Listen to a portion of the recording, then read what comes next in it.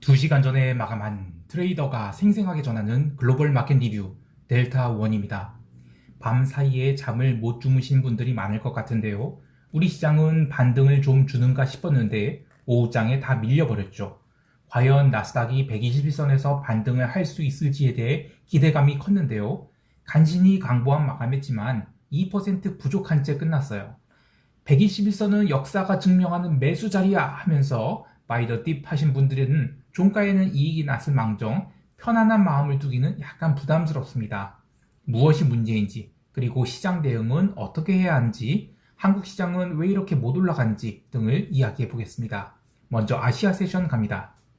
코스피 선물은 나스닥이 마이너스 3% 넘게 하락했음에도 불구하고 먼저 밀렸다는 인식이 있어서 그런지 개장 초 갭 다운이 마이너스 1%도 나오지 않았고, 개장 후 외국인들이 2시간 동안 무려 6천억이 넘는 강력한 선물 매수를 하면서 시장을 끌어올렸습니다.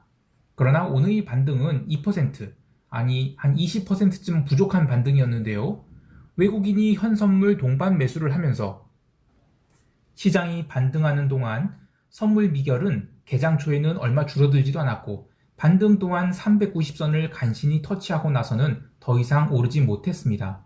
그리고 11시 이후에는 시장이 줄줄 흘러내릴 때 본격적으로 선물 미결제 약정이 감소하기 시작했죠. 그러니까 반등 목표치에 빨리 도달했다는 신호인데요. 물론 홍콩 시장이 개장 후 또 눌렸다는 점에서 외국인들이 프락시 해지가 그대로 유지되었다는 점도 있지만, 전일에 비해 선물 베이시스를 극단적으로 강하게 유지하면서 프로그램 매매가 시장을 받쳤음에도 불구하고 반등이 지속되지 못한 것은 그만큼 시장 참여자들이 반등에 대한 기대값이 과거와는 다르다는 것을 의미합니다. 그렇게 오전장에 6천억 넘는 선물을 매수한 외국인들은 점심 이후로는 선물 매수를 청산하면서 5천억 원치 정도는 정리하고 넘어갔어요. 미결제약 정도 2,500계약가량 감소를 했지만 지수가 상승 방향으로 반등에 성공하면서 미결이 줄어든 것이 아닌지라 외국인들이 매도 포지션은 사실상 그대로 이익 상태로 오버나이트였다고 할 수 있겠습니다. 옵션 시장에서는 위클리 옵션 만기인 관계로 장 초반에 양매수가 들어오자 그래도 옵션을 양쪽으로 다 녹여버렸어요. 개인 콜 27,000계약, 풋 19,000계약 모두 장 초반에 양매수가 그득 들어오는 바람에 이거 오늘 방향성은 나오지 않겠다라는 결론이 나왔어요. 먼슬리 옵션에서도 기관들은 양매도를 쌓았고, 아직까지는 변동성이 제대로 살지 않은 상황에서 외곽격 풋옵션은 제대로 된 시세가 나오지 않으면서 마감을 했습니다. 하지만 전일에 이어 또 중국 관련 주식들이 미국 세션 개장 즉시 저가 매수가 들어오면서 홍콩 지수 선물이 야간 세션을 띄워놓았는데, 그렇게 양봉이 나온 것이 오늘 이어질지를 관찰하는 것도 굉장히 중요한 변수가 되겠습니다. 왜냐하면 전일 종가까지 눌러놓은 결과 콜옵션 외가격이 적절히 다이어트가 돼서 390선까지는 재빠르게 간말을 살려놓을 수 있는 상황이 되었기 때문이에요. 전일 미국 시장이 제대로 반등을 하지 못했지만 홍콩 세션은 이틀 연속 뛰어났어요. 홍콩 증시에 대한 프락시 매도를 외국인들이 코스피 시장에 좀 많이 해놨기 때문에 우리 시장이 만약에 강보합 출발한다, 그러면 콜옵션에서 빠른 시세를 내면서 지수를 390 이상으로 당겨놓을 수 있죠. 여하튼 그 부분은 시장이 열려봐야 알겠지만 내일 하루에 한해서는 오전장에 반등이 나올 수 있는 점은 염두에 두어야 되겠습니다. 또 하나, 외국인들은 전일에도 삼성전자를 무려 1,700억, SK하이닉스는 1,090억, LG화학은 1,480억이나 매수를 하였죠. 반면 네이버, 카카오는 연일 1,000억 원대 매도를 내놓고 있는데, 이것은 외국인들이 우리 시장에서 선택적인 매수를 하고 있는 것이지 시장 전체를 팔고 나가는 것은 아니라는 증거가 되겠습니다. 실제로 전일 글로벌 증시는 나름 장중 반등을 잘해서 마감을 했어요. 마이너스 3% 가까이 밀린 니케이 지수조차 전일 야간 세션에서는 1% 넘는 반등을 했고요. 오히려 코스닥 시장이 문제인데, 코스닥은 저희 분석 범위를 벗어나기 때문에 생략하기로 하지만 저도 오늘로써 기관들이 배당 차익 투자가 어느 정도 청산이 된 것으로 보기 때문에 장중 강한 반등도 얼마든지 나올 수 있다고 보고 있습니다. 물론 이 반등은 아직까지는 추세적 반등이 아닌 똑같이 윗꼬리 아랫꼬리 만드는 그런 반등으로 보고 있습니다. 변동성은 오후장에 지수가 밀릴 때 증가하긴 했으나 글로벌 시장 대비 변동성이 낮았기 때문에 전체 변동성 지수는 단기적으로는 올라서 마감을 했습니다. 그러나 변동성이 이 평 자체는 꺾인지라 우리 시장은 아직 폭락이 나올 단계는 아니라고 보고 있습니다. 코스피 시장은 폭락이 나오면 오히려 단기 반등도 강하게 나올 수 있다고 보는데요. 그렇지만 상승으로 전환되지는 못하는, 그러니까 풋옵션 시세는 주지 않지만 결국에는 시간이 갈수록 하락하는 그런 어려운 장이 되겠습니다. 옵션 전광판도 보죠. 옵션 전광판의 그 콜 385 이상은 사실상 전부 사망 선고를 받았다고 보는데요. 그 얘기는 그만큼 지수 상승이 나오면 빠른 환매가 나올 수 있다는 것이죠. 하지만 내가격 풋옵션인 390과 392는 아직 환매가 나오지 않고 버티고 있어요. 따라서 금요일 코스피 시장에서 이들 두 종목의 환매가 나오게 되면 그것이 장중 바닥을 만들러 가는 신호가 되겠습니다. 여전히 풋 385 이하로는 미결제 약정이 너무 많아요. 그래서 외국인들이 5포인트 정도만 더 밀어버리면 개인들이 눈물을 머금고 강력한 손절매를 할 것으로 보이는데, 금요일 한국시장 개장 전 이 삼성전자의 실적 발표가 있죠. 실적이야 당연히 뭐 서프라이즈가 나올 것 같긴 있지만 어쨌든 이른바 K세론이 나온다면 장중에도 지수를 강하게 누를 수도 있겠어요. 근데 그러면 장중에 그때 바닥이 나올 것 같고요. 자, 여기까지 하고 유럽 세션 넘어갈게요. 유럽 세션에서 가장 흥미로웠던 시장 움직임은 장기 채권이 매수세 확인과 함께 기름이 폭등, 이 두 가지를 이야기하고자 합니다. 증시는 장중에는 반등을 했지만 연속적인 반등을 하지 못하고 오후 들어 계속 밀렸는데요. 애당초 낙폭이 그리 크지 않았던 이유도 있고 그래서 반등이 좀 약했다라고 할 수 있겠습니다. 증시 말고 채권시장 이야기를 하는 이유는 전일 FOMC 의사록 공개 이후 미국 국채가 급락해서 마감을 했는데 아시아 세션과 유럽 세션에서 추가 하락을 했지만 프랑크푸르트 시간으로 점심시간이 되자 장기물 중심으로 유럽 채권들이 반발 매수가 들어오면서 추가 하락을 막았어요. 마찬가지로 미국 장기채도 유럽 국채의 하락이 저지되자 추가 하락을 멈췄습니다. 그러나 단기물은 아랑곳 않고 계속 밀려서 새벽 3시 이 초단기 미국 채권 입찰이 있을 때까지 계속 밀렸어요. 자, 이것은 올해 3회 금리 인상을 확실히 반영함과 동시에 장기 채권은 의외로 매수세가 견조하다는 것을 확인시켜줬어요. 이 장기 채권이 고변동성을 감안한다면 증시가 됐던 기타 시장 리스크가 살아나게 되면 얼마든지 강한 매수세가 들어올 수 있겠습니다. 참고로 통화시장은 내일이 이제 옵션 만기인지라 계속 가두리였습니다. 그리고 유로화가 거의 껌딱지를 거의 한 달 반 정도 지금 치고 있는데 조만간 유로화의 차월물 옵션을 양매수할 수 있는 기회가 나오지 않을까 합니다. 예, 일부 언론에서 유로존에 대한 그 긴축 리스크에 대해서 시장이 지금 전혀 신경을 안 쓰고 있다고 하는데 저는 이 부분도 1월 말 정도 되면 이야기가 나오지 않을까 합니다. 자, 다시 돌아와서 유럽 세션에서 또 흥미로웠던 점은 기름이 급등이에요. 아시아 세션에서는 조용했던 기름이 유럽 세션 시작하면서 강력한 매수세가 들어왔는데요. 기름이 강세 배경에는 전일 미국 증시 급락으로 리스크 오프가 나오면서 함께 기름이 눌린 것이 이거는 펀더멘털에는 영향이 없다, 이런 인식과 함께 저점 매수가 들어와서 올라왔다고 보고 있습니다.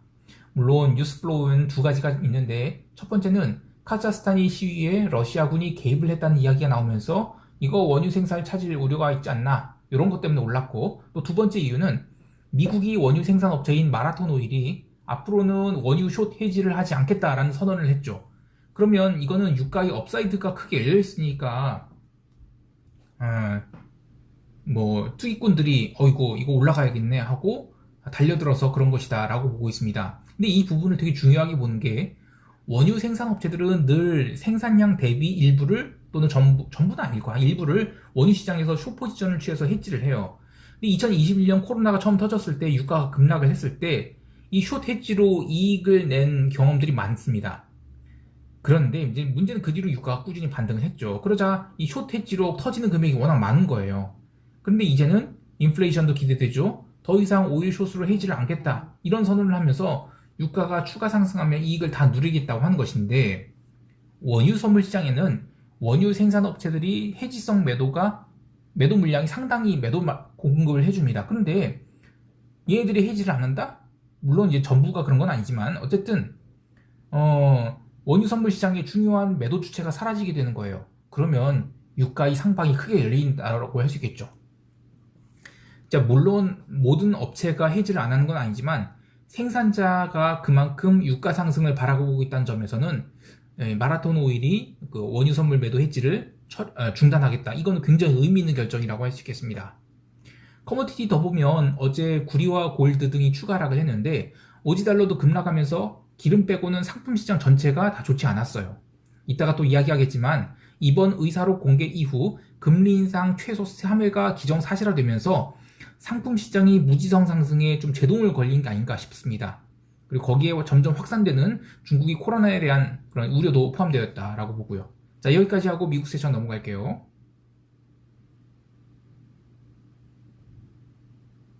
미국 증시는 개장 전에 또 나스닥 선물이 눌렸으나 본장 개장 이후 강력한 매수가 들어왔고 또 그걸 또 다 까면서 15,600선을 일시적으로 깨기도 했습니다. 0시 12분에 121선을 딱 터치하고 급반등한 나스닥은 테슬라를 포함한 주요 테크 주식들에 대한 묻지마 매수가 들어오면서 반등에 성공했는데 그 이유가 문제죠.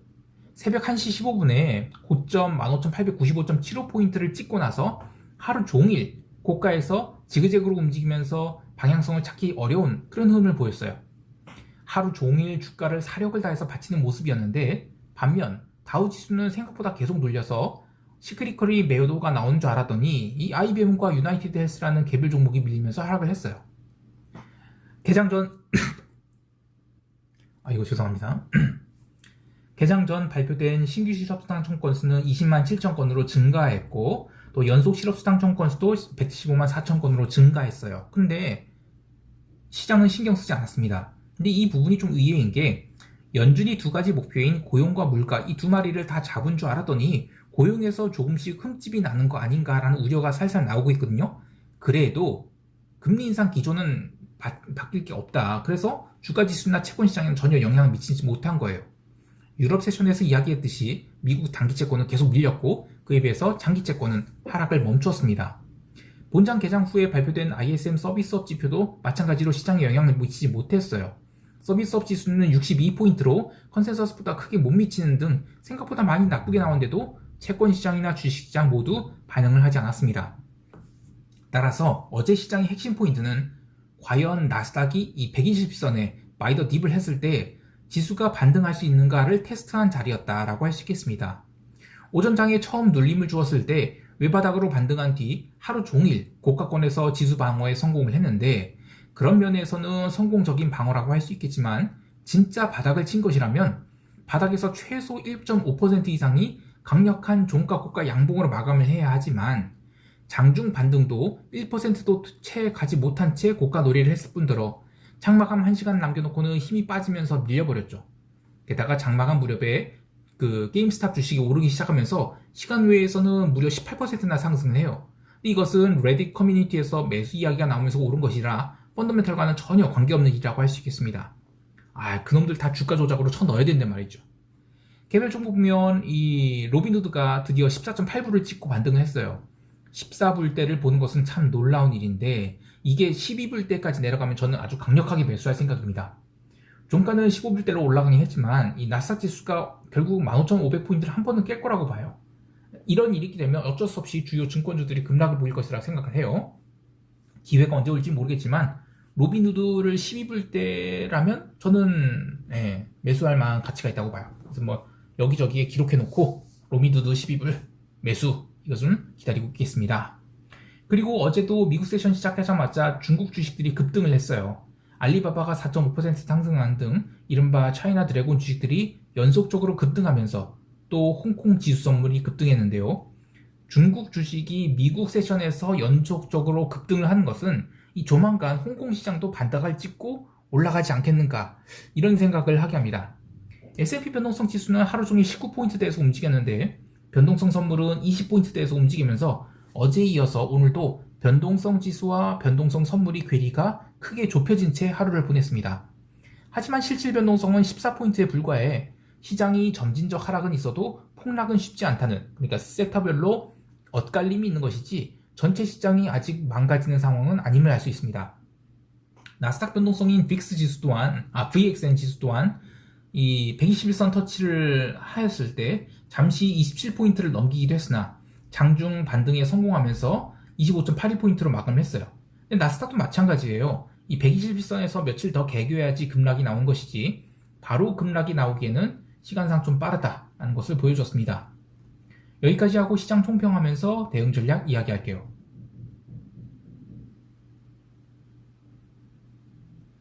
나스닥이 처음 121선에서 이 테스트를 했는데 이 반등이 성공했어요. 근데 반등이 시원치 않습니다. 그렇다고 바로 급락이 나올 분위기는 아니기 때문에 이 구간에서 며칠간 등락을 더 할 것으로 보입니다. 또 어제 다우지수가 하락을 했다고 하지만 시클리컬들이 나쁜 것은 아니었어요. 여전히 금융주 강세이고 기름 주식도 소강세입니다. 또한 ADP 고용보고서나 신규 실업 수당 건수 같은 이 고용지표에는 시장이 딱히 반응하지 않은 것으로 봐 금요일에 발표될 이 미국 비농업 고용지수, 이 논팜, 여기는 시장에 영향을 별로 주지 않을 것 같아요. 다음 주에 있을 미국 소비자 물가지수, 요게 시장을 움직이는 동력이 되지 않을까 합니다. 원래 이 장대 음봉 다음에 도치 하나 나왔다고 또 바로 음봉 나오는 것은 쉽지 않아요. 그것은 진짜 급락장 때 나오는 것인데 아직은 저는 나스닥이 급락이 나오기보다는 이번 주에는 어떻게든 계속 121선 테스트 다음 주까지 이어간다 정도로 보고 있습니다. 참고로 저는 기술적 분석 능력은 미천합니다. 근데 이 수요일인 나스닥 급락 이후 시장이 며칠간 반등을 하는가에 따라서 그 다음에 나올 하락폭이 결정된다고 생각을 해요. 반등하는 기간이 사나흘 정도밖에 되지 않고 변동성이 계속 살아있다면 그건 정말 강력한 하락이 나와야 되는 건데 사실 지금 그 정도 수준은 아니에요. 그래서 진짜 하락이 나오려면 다음 주 후반이나 다다음 주는 되어야 하락이 나오지 않을까 합니다. 코스피 시장은 개장 전 삼성전자의 실적 발표에 따라 움직일 듯해요. 실적이 어떻게 나올지는 모르겠지만 그동안 외국인들이 삼성전자 누적적 매수를 고려하면 실적 서프라이즈 시 추가 매수를 하면서 슈팅을 줄 수 있다고 봅니다. 또한 이틀 연속 미국 세션에서 중국 주식들이 초강세를 보였죠. 이 부분이 홍콩 세션 개장되면 외국인들이 우리 시장에서 선물 프락시 매도를 한 것을 황급하게 걷어야 될 텐데 이 선물 미결이 감소함과 동시에 어제 385까지 쌓인 콜옵션이 미결제가 청산되는지를 관찰해야 되겠습니다. 물론 시장이 이 K세론을 맞으면서 하락을 할 가능성도 염두에 두고 있어요. 하지만 최근에 삼성전자의 상승을 주도했던 쪽이 개인이나 기관이 아닌 외국인 단독이었거든요. 작년 말 반등을 꾸준히 하면서 개인이 삼성전자 매수 물량이 많이 청산된 것을 보면 실질적인 개인 매도 물량은 얼마 나오지 않을 가능성이 있어요. 따라서 등가격 중심의 콜옵션 매수를 소량하면서 지수 상승이 추세적으로 나온지를 따라가는 것이 좋겠고 외가격 풋옵션 매도로 지수 상승을 추적하는 것은 리스크 대비 수익은 얼마 크지 않을 것으로 봅니다. 아직 연초이고 나스닥이 120선 터치했다고 하지만 글로벌 시장은 지역별로 여전히 강세 국면이죠. 그래서 각 시장에 맞는 대응할 필요가 있겠습니다. 오늘 하루도 성공 투자하시길 바라고요. 이상 델타원이었습니다. 감사합니다.